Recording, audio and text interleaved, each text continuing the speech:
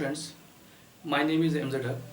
आज हम लोग क्लास 10 का एनसीईआरटी 1.2 का क्वेश्चन नंबर 2 देखेंगे। ठीक है, इसमें कहता है कि आपको एचसीएफ और एलसीएम ज्ञात करना है, वो भी अभाज्य गुणनखंड से। और उसके बाद क्या करना है कि आपको जांच भी करना है कि दो संख्याओं का गुणनफल जो होगा वो एचसीएफ और एलसीएम के गुणनफल के बराबर होगा।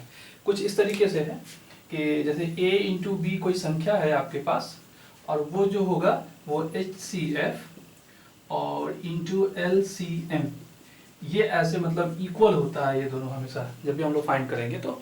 ठीक है, तो चलिए हम लोग देखते हैं कि किस तरीके से ये इक्वल होता है। यहाँ हमको दो नंबर दिया हुआ है। ठीक है, तो हम क्या करेंगे 26 का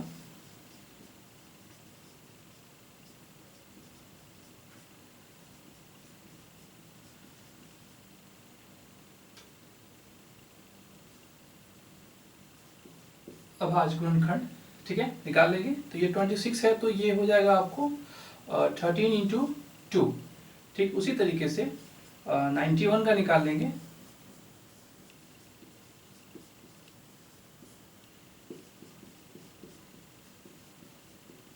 अभाज्य गुणनखंड, ठीक है, तो ये हो जाएगा आपको 13 इंटू 7।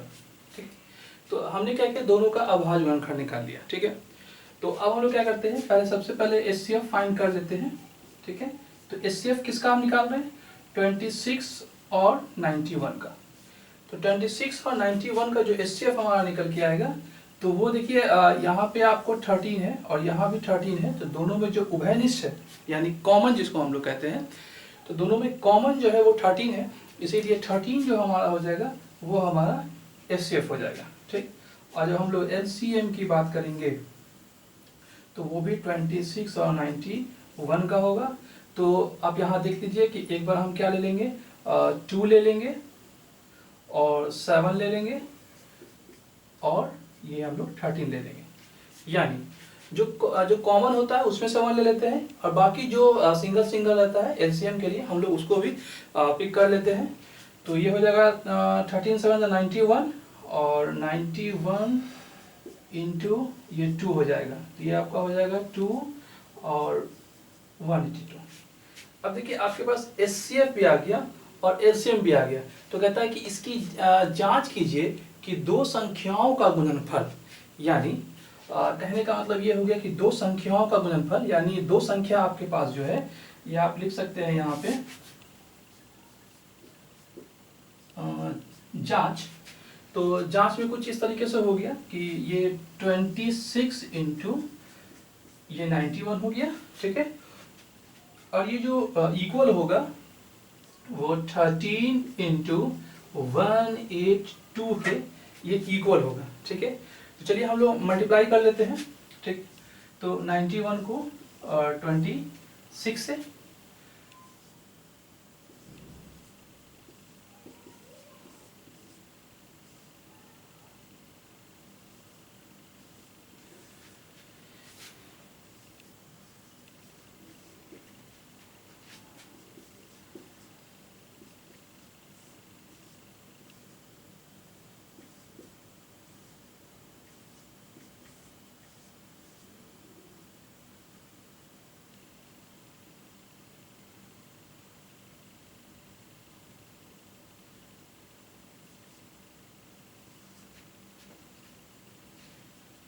तो आप यहाँ पे देख सकते हैं कि यहाँ 2 3 6 6, यानी हमने एक बार 9126 को मल्टीप्लाई किया तो 2366 आया, 2366।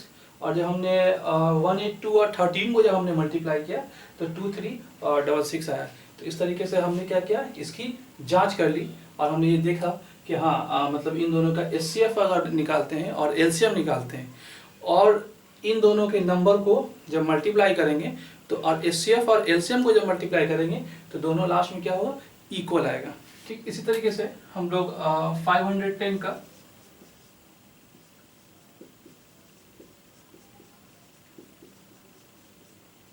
अभाज्य गुणनखंड, ठीक है, तो 510 का हम लोग निकाल लेते हैं। तो ये 5 से लगा लेंगे, 5 1 5, 5 2 10, और ये 2 से हो जाएगा, 2 5 10, 2 1 2, और ये हो जाएगा 17 क्योंकि 3 वन सा 3 और 3 7 सा 21, तो ये आपका हो गया 2, फिर आपका हो जाएगा 3 और फिर 5 इंटू 17। ठीक उसी तरीके से हम लोग 92 का निकाल लेंगे।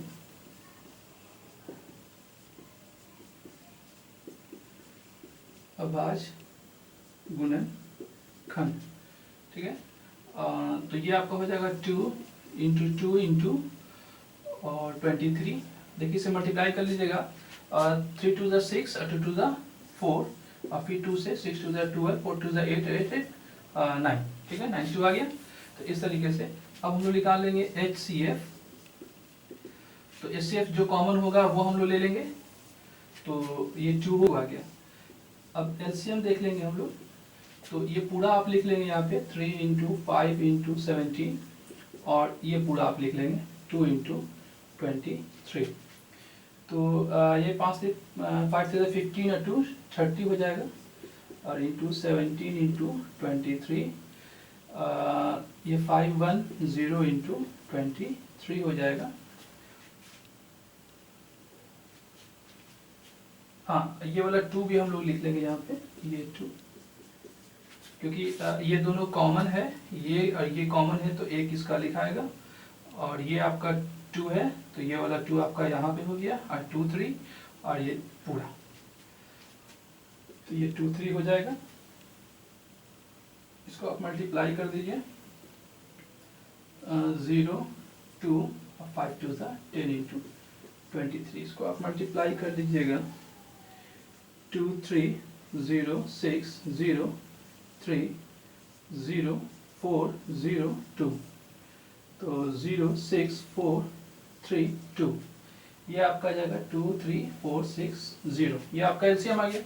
तो अब हमको जांच करना है, तो जांच मेरा क्या हो जाएगा, जांच कहता है कि 510 इंटू 92 और इक्वल हो जाएगा वो एचसीएफ और एलसीएम के। तो एचसीएफ आपका 2 और एलसीएम आपका 2 3 4 6 0, तो कुछ नहीं करे, इसमें 2 से मल्टीप्लाई कर दीजिए, तो 0 12 4 टू द 8 और 1 9 3 टू द 6 2 टू द 4, ये कितना आ गया आपका 4 6 9 2 0। और अब इसको कर लीजिए, 51092 0 2 10 0 9 45 0 2 9 6 और 4, तो ये आपका आ गया 4 6 9 2 0। देखिए इस केस में क्या आ गया आपका एचसीएफ, दो नंबर को ए और बी का मल्टीप्लिकेशन और एचसीएफ इंटू एलसीएम दोनों क्या हो गया, इक्वल हो गया। ये क्वेश्चन नंबर 3 है आपका। यहाँ हम लोग देख लेंगे कि 336 का अभाज्य गुणन खंड, तो चलिए इसको भी हम लोग कर लेते हैं। तो ये 3 से हो जाएगा 3 1 1 3 2, 2 से 5 6, 2 से 28, 7 और 4 2 2, ये हो गया आपका 2 2 इंटू 2, देखिए 1 2 3 4 बार है और 3 और 7, इस तरीके से हो गया। और फिर उसी तरीके से हम 54 का कर लेंगे, 54 का अभाज्य गुणन खंड, तो 27 के टेबल में भी काट सकते हैं और 2 से भी आप काट सकते हैं, 2 2 ज़ा 4 और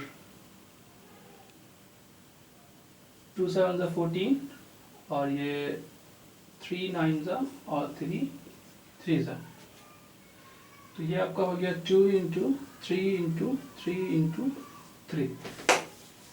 यहाँ आपका एलसीएम हो गया, तो पहले एचसीएफ निकाल लेते हैं। एचसीएफ हो गया आपका, तो एचसीएफ देखिए यहाँ पे 2 है तो यहाँ भी 2 है, यहाँ देखिए 3 है तो यहाँ देखिए 3 है, ठीक है।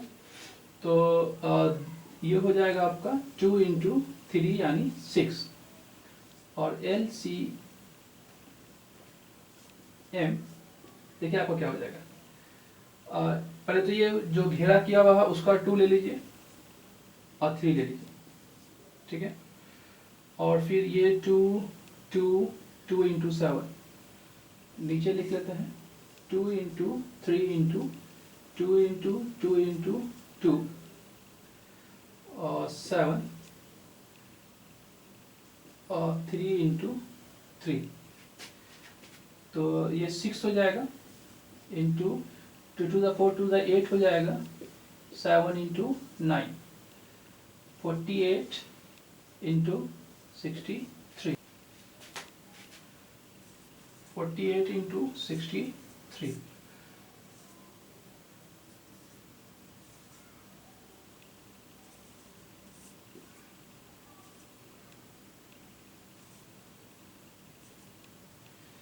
ये जो आपका आ गया 3024, ठीक है। और हमने एचसीएफ निकाल लिया और एलसीएम निकाल लिया, ठीक। तो ठीक 5 में हो जाएगा आपका 336 इंटू 5 4 इक्वल हो जाएगा आपको, एचसीएफ हो गया आपका 6 इंटू 32024। अब देखिए आप इसको सिंपली मल्टीप्लाई कर लीजिए, तो 33654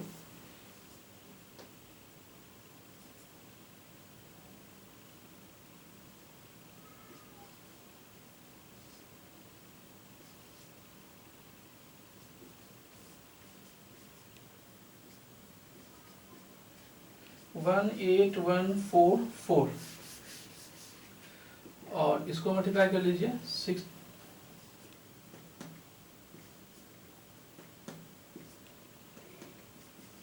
ठीक है। देखिए ये दोनों क्या आ गया, इक्वल आ गया। इस तरीके से हमने एचसीएफ और एलसीएम भी निकाल लिया और हमने जांच करके ये भी बता दिया कि हाँ जो हमने फाइंड किया है वो सही है।